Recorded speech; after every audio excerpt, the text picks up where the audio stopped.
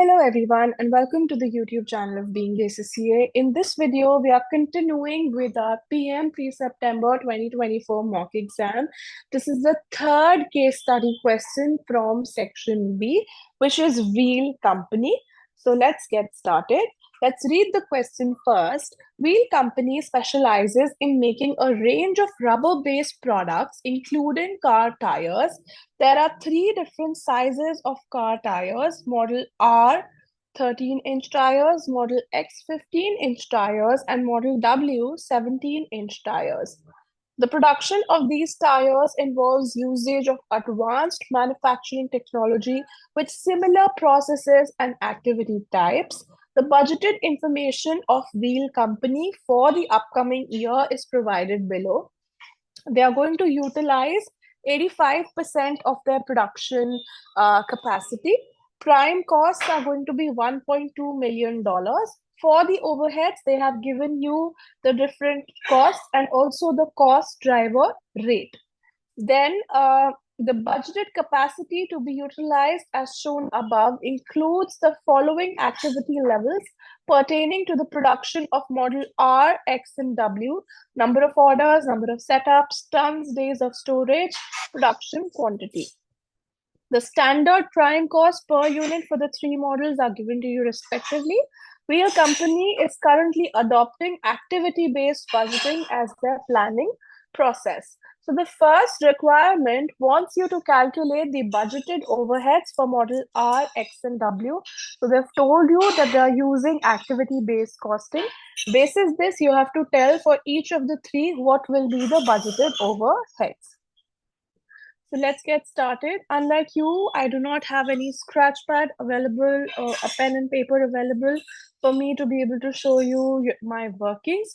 Hence, I have placed this small Excel file, which is with the help of which I'm going to show you my calculations. So firstly, for model R, then I will do it for X, and then I will do it for W. Now we are going to talk about all about the overheads. Let's first talk about the overheads which are in the name of production order. So it is given to us that 750 is the cost driver rate. That means how many is the number of orders we are going to apportion accordingly. So 750 multiplied by how many orders do we have for model R is 30. Let me also put the per unit per driver price over here, 750. So I just have to multiply that with the number of orders. So it's 30 for this. Similarly, 750 multiplied by 35, and then it's going to be 750 multiplied by 25 orders which have been placed for W. So this is how I'm going to take for the production order. Next cost pertains to the machine setup. As far as the setups are concerned, it is $3,800 per setup. For machine R, I've had 16 setups, so 3,800 multiplied by 16. Similarly, for model X, I've had 12 setups, and then for model W, I've had 15 of these. So this is how I'm going to be dividing my machine setup costs. Now the next thing is about the production runs. So if I talk about the production runs, the cost driver rate is given to me as 7,000 per run. Now it depends all upon how many number of runs have been made. So if you see the number of runs, you do not really have an idea as to, how many runs have been made for them.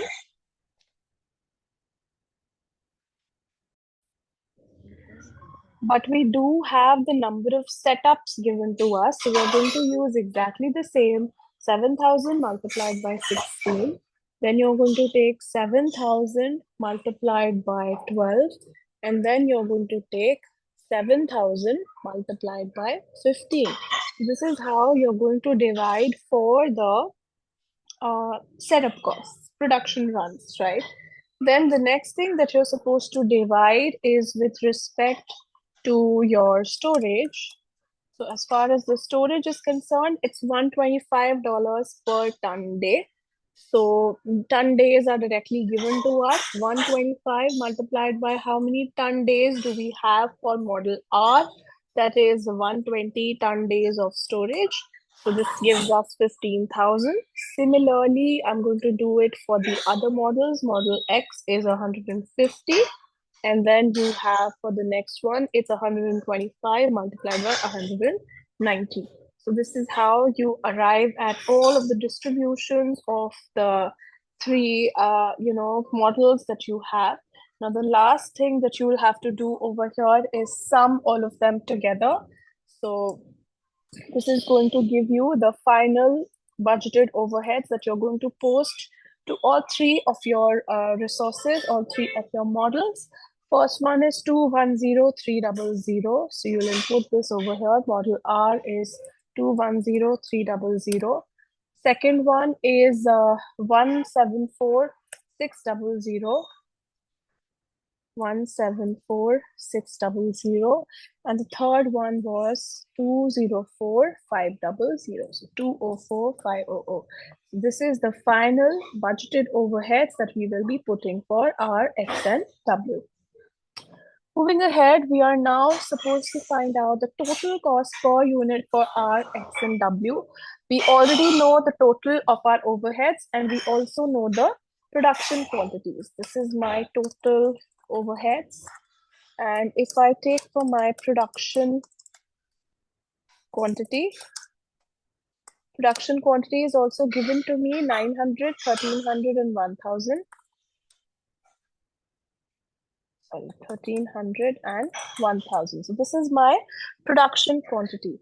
Now I can find out my overheads per unit.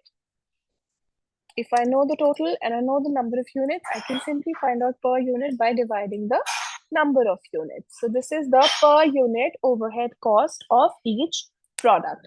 Now I have to add to this my my prime cost. So let's see how much is the prime cost per unit. It's given right at the bottom, 95, 105, and 120. So it's prime cost per unit, 95, 105, and 120. So if you are going to add the prime cost as well as the overhead cost, you're going to get the total cost per unit. For the first one, we can round it off to 329. 329. Second one, we can take it to 239, and the last one can be 325. 239, and the last one can be 325. So this is the total cost per unit for each of the three models. Moving ahead to the next question now. This is question number 28. You have to select whether each of the following justifications pertaining to the application of activity budgeting is or are correct or incorrect. First statement says that the value of overheads is relatively significant. So this is absolutely correct. Activity-based budgeting is all about the exact distribution of your overheads between the different products in a more fair manner. So if my overheads are of a very small proportion, it would not make much sense for me to be using activity-based budgeting. However, if a lot of my expenses happen to be overheads, then it is obviously going to be of a very big benefit if you use activity-based budgeting, because it divides the overheads on the basis of how much cost has been driven by which cost driver. So this statement is absolutely correct. Moving towards the second statement, the overheads per unit for each model of tire are all fairly similar. So if you have a look over here, overhead per unit, it's 233, 134, and 204. This cannot exactly be called similar, so we will mark it as incorrect. Another thing is the third statement, wheel company is applying advanced manufacturing technology in its production that involves a range of activity types. So if you see that the statement has to be marked correct, and the reason is that if you have a complex work environment, It's going to be far more, far more to be there in a modern work environment rather than a labor-intensive environment. So if you are using a more complex costing method of accounting for overheads, this will be definitely, more appropriate for wheel company, because as the more complex it becomes, the more the need to use sophisticated methods like activity-based budgeting arises. We are going to mark this as correct. Moving ahead to the question number 29. Which of the following are least likely to be affected by the implementation of activity-based budgeting? Information systems will definitely be impacted, because now that you are doing activity-based budgeting, you will require more detailed information. So information systems will probably need to be modified. Then mission of wheel company. Mission of a company always and always remains same, no matter what kind of policies you bring in. You are doing it all to achieve one mission which you have set right at the beginning. Technical competencies of finance team, it's definitely going to be affected, because now they are switching to a method of budgeting which is more sophisticated, which is a little bit more complex than the traditional one. So definitely it will require the finance team to be very competent. Then the last option is the pricing decision for the tires. Definitely, if you use activity-based budgeting, your overheads are going to be, distributed on a very fair manner. So it's also going to help you improve the pricing of your tires. It's going to help you take better decisions of the price that you are setting for the tires that you go out and sell in the market. So it's the mission that is going to be the least likely to be affected by the implementation of activity-based budgeting.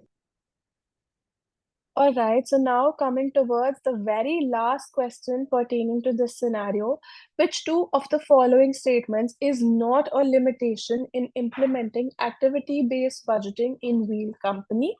First one says it deals with significant overheads that are driven by many different activities. This is rather one of the advantages. So, which is the reason why the company should be applying this activity-based budgeting in the organization. Hence, this is not a limitation. That's why this is one of our answers. Next says it is complicated and expensive to implement, as it requires detailed analysis of overheads and measuring of activities. This is absolutely a limitation. Being complicated, being expensive is a weakness of this method. Next up, it may provide misleading information, as many fixed costs do not vary with changes in volume of drivers in the short run. This is also an advantage. This is rather a limitation of this method. That's why we have to select over here not the limitations. So we eliminate the third one also. Last one says it may provide misleading information when most overheads are non-production volume related. This again is the reason why the company should be implementing activity-based budgeting rather than being a limitation. So 1 and 4 statement is the correct one over here. With this, we are through with the section B of your PM pre-September 2024 mock exam. Stay tuned for the further videos to solve this mock completely step by step with me.